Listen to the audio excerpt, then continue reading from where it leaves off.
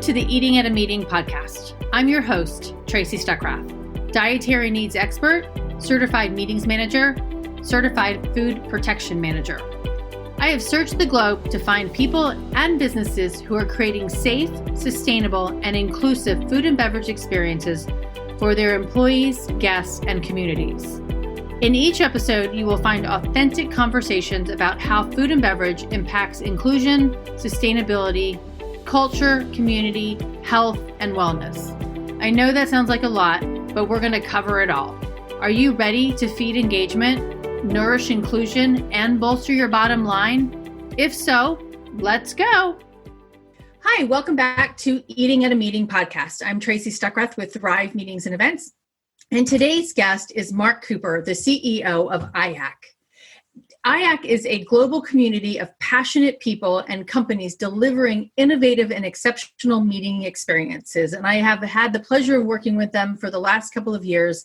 And I love what their 300 plus venues do and the people that run them, how they help create great experiences. So Mark and I are going to talk today, and hopefully we can provide you another great experience. Well, Tracy, it's wonderful to be joining you today. And since our journey began, we were just over 300 venues, but you've been an incredible part over the last 18 months of part of our success, and we are now just over 400 venues in 26 countries. So bravo, and thrilled that you've been with us in that ride and that journey, and excited to be with you today.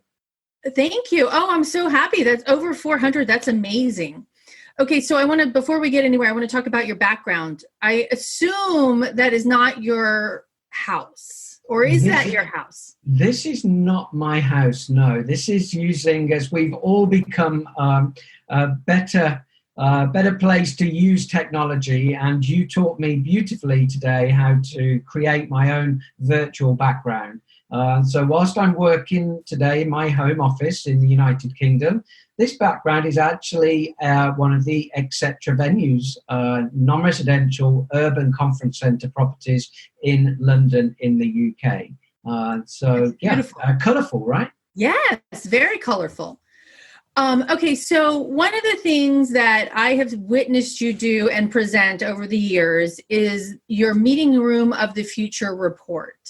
Can you explain, and I just learned something from you earlier this morning, is that you do a meeting planner 1 year and then venue the next year. So can you explain about that, and then we'll dive into it? Of course, absolutely. Well, Meeting Room of the Future was born out of the necessity for us to, as an industry, to start to research and get some trends very specific to smaller conferences, meetings and training courses. And when I say smaller conferences, I'm talking pretty much sub 200, and on average, probably conferences of 100. And 125. And the reason being was there's lots of excellent research out there and advice as it applies to larger conferences around the world, high profile conferences, and if we look underneath that level, smaller conferences, meetings and training make up a huge part of the events industry. And we felt at that time that we really needed to get a magnifying glass on that. So Meeting Room of the Future was born.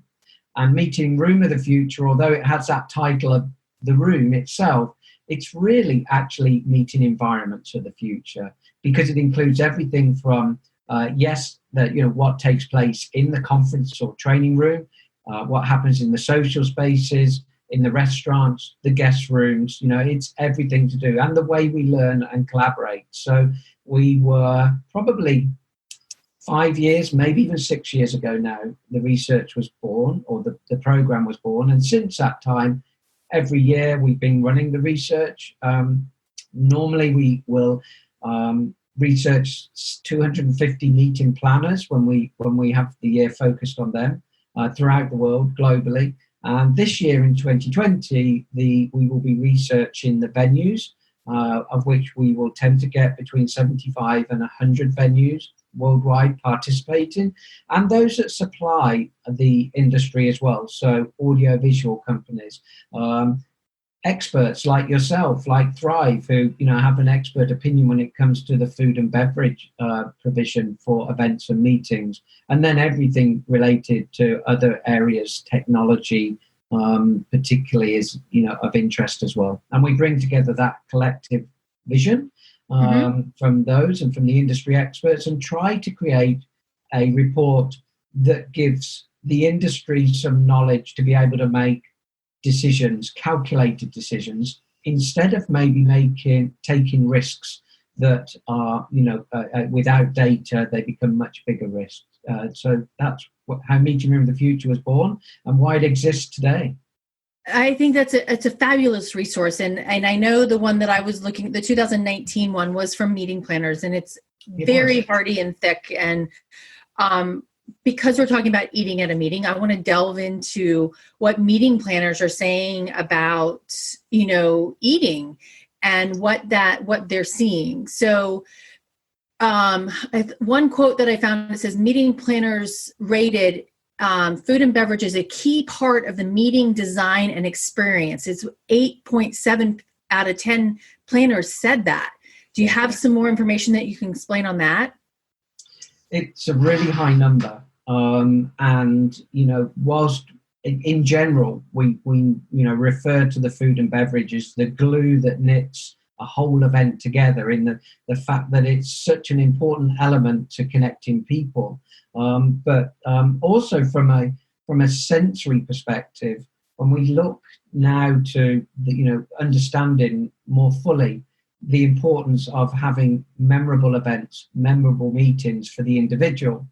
The sensory elements to those are what trigger and create that memory. Food and beverage is the one, as you know, that hits every sense. And so it's very easy for us, or much easier for us, to be able to use food and beverage as an element of a conference to create those memories, to surprise people, to connect them with the destination, for instance, to connect them with a principle. So if you're running a meeting which has, for instance, an element or a track within it which talks of the importance of CSR, then there is an absolute opportunity for health, well-being, sustainability and climate to be a part of the menu design and menu choices, and many other examples as well, where we think that is what affects the very high score that we get from meeting planners who have elevated food and beverage in terms of impact and importance for their events.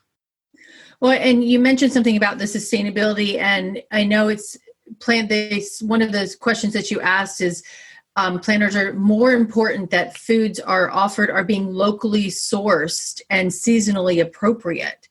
And I think with your venue sizes, member sizes, I think that's much easier to do versus, a large convention center. I'd agree. Although I would, as I hear that statement and have to agree with it, I also hope that there is hope for larger events where through, coalitions and, and group buy-in, you could bring some of the smaller suppliers into those larger conventions. But just for the moment, when we look at those smaller events, you're absolutely right, Tracy, there is an opportunity to be able to source locally. And most organizations today will have a very robust corporate social responsibility program in place. They will be doing, a lot of this stuff in relation to the sourcing of their own materials for their own products and the running of their businesses. So it goes without saying that now they are driving as well the demand from venues and the demand from their meetings and conferences to follow the same principles as they are adopting in their own factories, their own product design and their own sourcing. And also there is an element of it as well from a sort of well-being perspective, where you feel like you're contributing to that area, like a tourist. When we go on holiday, we of course go to a restaurant to have a great meal, but a little bit of us every time we leave those restaurants feel that we are doing something for that destination, for that community and that family. And it doesn't need to be any different a feeling when you leave a conference and a meeting to those which you do in your own personal life, whether at restaurants or, in other purchases that you make. So yeah, it's really, really important for the individual. Have you seen from the vendor side, from your members, that they're really working hard and trying to, I know you've got some members that really focus on it, but are you seeing more and more of your member venues partnering with local farmers to bring that in? We're seeing, it's an interesting question, and one I may not have had the chance to share with you in the past, but there is an excellent example of this. There's more and more appetite, sometimes the ability to respond from a supplier perspective maybe stops us moving as far in that direction as we would like to. And the example I'll use is one of our members, who you know very well, is a venue just outside of Stockholm called Sigtuna Höjden, 120 guest room, conference centre and hotel. And their CEO wanted to ensure that 50% of the vegetables and fruit that were provided to the facility were locally sourced and organic.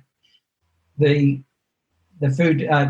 vegetable wholesaler said that just wasn't possible. They would they would only be able to source for them no more than 25% that had that provenance.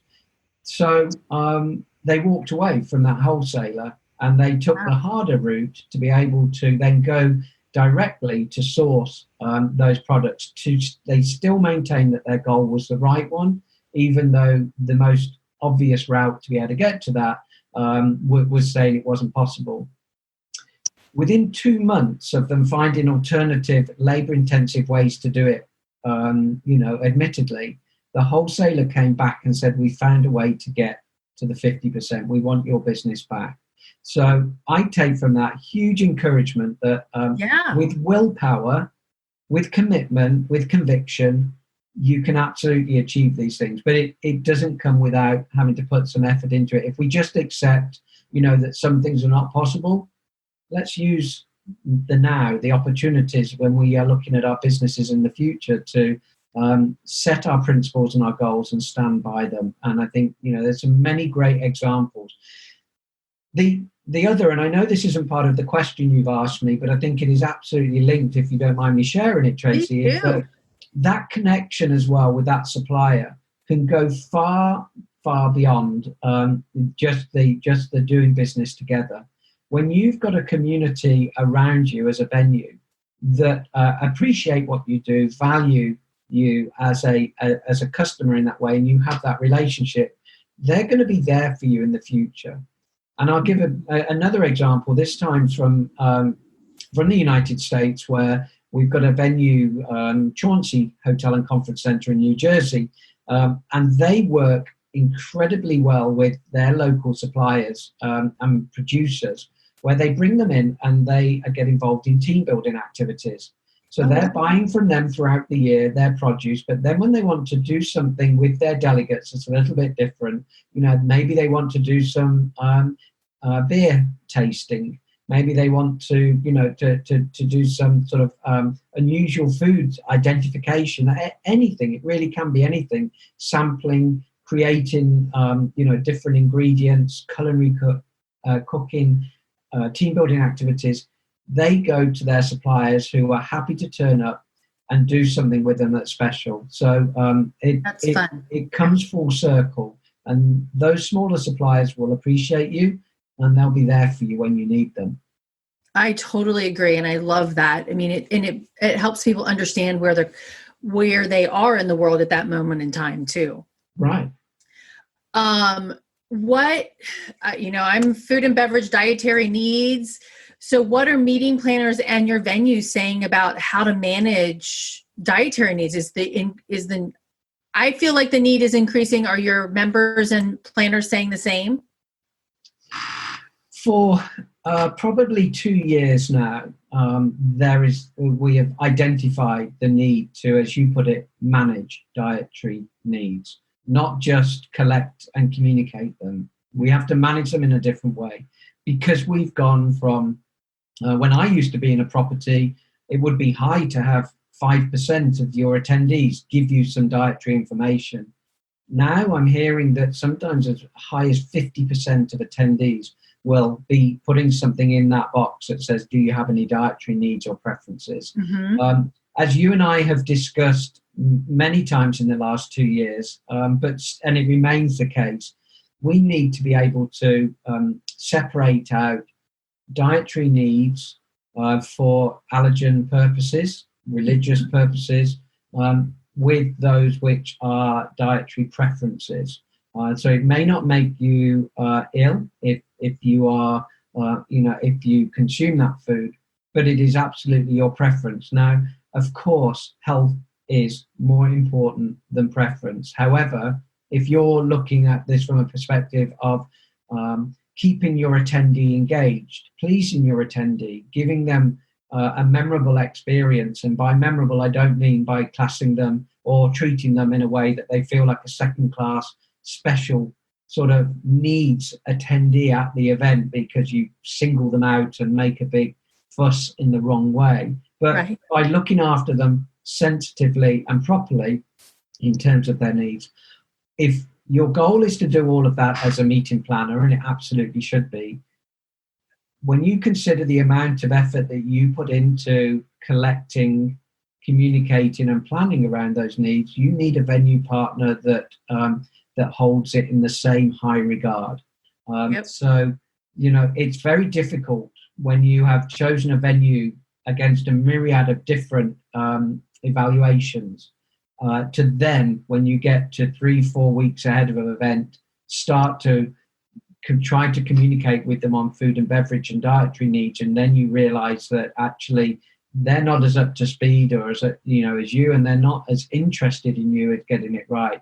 So my advice is always, and I know yours is the same, when you're educating meeting planners, understand your partner and make sure that your values and your needs are aligned with their approach and methodology to managing dietary needs. And if they are, great, you'll have no surprises when you get nearer your event.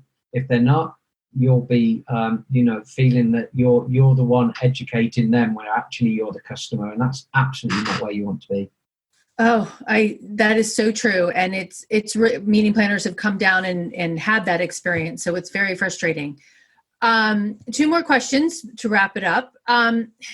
So we're having this discussion in the middle of COVID-19. But, changing the meeting formats about food delivery. I know that was part of I think part of the meeting room of the future, and, they want to, break times and meal times and how do you deliver it. But I think that's a new conversation to look at differently as well after this. I mean, COVID-19 has not been proven to be, distributed through food, thankfully, but we have to think about, the future of food and beverage and how we're moving through this. Have you had any conversations with your members about what they're going to do? Or are they worried, and how are they worried about it? I think we're still at that point of trying to understand and learn every day as to the impact. The one, and beyond the obvious, which is well documented, what has started to emerge is the importance of whether it is reality in terms of a risk or perceived, a perception one. You mentioned, the cross-contamination and food as a, potential. There are things that we can do as an industry as we come out of this, when we can come back together and meet again, which will allay any fears that attendees have. So what I am hearing in terms of examples of just a change in habit, even in the months after COVID-19 was there, but meetings were still taking place in Europe and the United States. There was a move away from, for instance, self-serve buffets to then still having a buffet, but there would be an attendant there that would be serving onto your plate with a protective glove, and they would be replaced regularly so that you avoid that connection with them. Also, maybe a move away from buffet sort of styles in general terms where possible, to maybe, for smaller events and meetings, plated service as well. Mm-hmm. As we come out of this crisis, which we will do, and we look to the lessons that we learned after 9/11, as meetings come back and return, we saw after 9/11 that the first meetings to come back were the emergency meetings, small meetings of individuals that really needed to get together to solve big issues, and it wasn't possible to do that, remotely.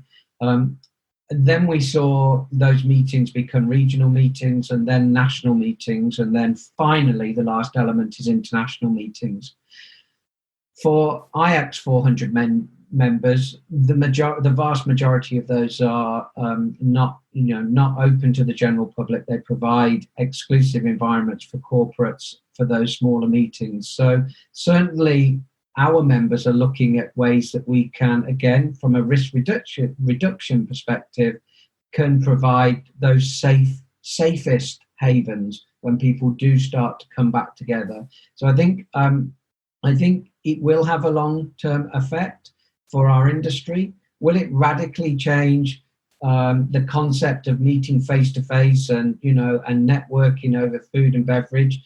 No, I don't think so. But certainly in the first few months and first year of coming back, there'll be sensitivities there that we'll want to do everything we can to address, Tracy. I wholeheartedly agree with you, Mark. And I think, not that I want to say we're going to go back to the way we're doing things. I think things will change. But I mean, we will go back a little bit to what we were doing, but we have to be cognizant of the fears and concerns that people have around serving food and beverage. So I agree. Yeah. All right. So the last question is a fun one. And what is your favorite food and beverage and why? Oh my word. Okay. Well, you're speaking to a Brit. So maybe this says a lot about me. I can fall on my favorite drink, which is a good gin and tonic, which is made with botanist gin. Wonderful bottle as well. When you have drunk the contents of it and you put LED lights in, it makes a most beautiful garden decoration. But botanist gin with a fever tree tonic and a slice of cucumber will be my favorite drink. Okay. In terms of food, that's a tricky one because I do like so many types of food. However, I will say, much to the annoyance of my family, because I do like to cook when I'm not doing this. I'm the one who cooks for the joy of it, and Carolyn, my wife, says I'm the one who cooks to feed our family, which is slightly different apparently. But I love the concept of low and slow. So sous vides and cooking a wonderful piece of ribeye beef in a sous vide for 2 hours before searing it, and that's got to be one of my favorite dishes out there today, and I keep searching for that perfection. All righty. I like that. And sous vide is so good. It's actually really good in our industry too, to help prepare it early and then serve it at the end. Oh, you can forget it. That's right. You can set it going, and it even gives you a period of grace at the end. It says it's going to be fine for the next 45 minutes at this stage. As long as you use it, then it's going to be it. So totally with you. It's very forgiving. Yes, exactly. All right. So how can people find about IACC and find you and things like that? Okay. Well, they can find me on Twitter at Mark Cooper and then IACC, IACC. So at Mark Cooper, IACC. Or they can visit IACCmeetings.com. And if they do come to our website, take a look at the trends and the research section, because the IACC Meeting Room of the Future research, our most recent one from the end of 2019, is free to download. There is also a great guide for nutrition and dietary requirements, and also that one around dietary planning and design, which you were one of our fabulous contributors for, Tracy. So, please do make use of that, because there's some great tips and content that you helped us put in there. I agree. And yeah, so that once again, it's IACCmeetings.com. Correct. Yes. Okay, great. Well, thank you, Mark, so much. I really appreciate you being on Eating at a Meeting podcast with me today. And I look forward to talking to you again in the near future. My absolute pleasure. Thank you very much, Tracy. Thank you. And come back to eatingatameeting.com, eatingatameetingpodcast.com to find more interviews. Thanks. Thanks for listening to the Eating at a Meeting podcast, where every meal matters. I'm Tracy Stuckrath, your food and beverage inclusion expert. Call me and let's get started right now on creating safe and inclusive food and beverage experiences for your customers, your employees, and your communities. Share the podcast with your friends and colleagues at our Eating at a Meeting Facebook page and on all podcast platforms. To learn more about me and receive valuable information, go to tracystuckrath.com. And if you'd like more information on how to feed engagement, nourish inclusion, and bolster your bottom line, then visit eatingatameeting.com.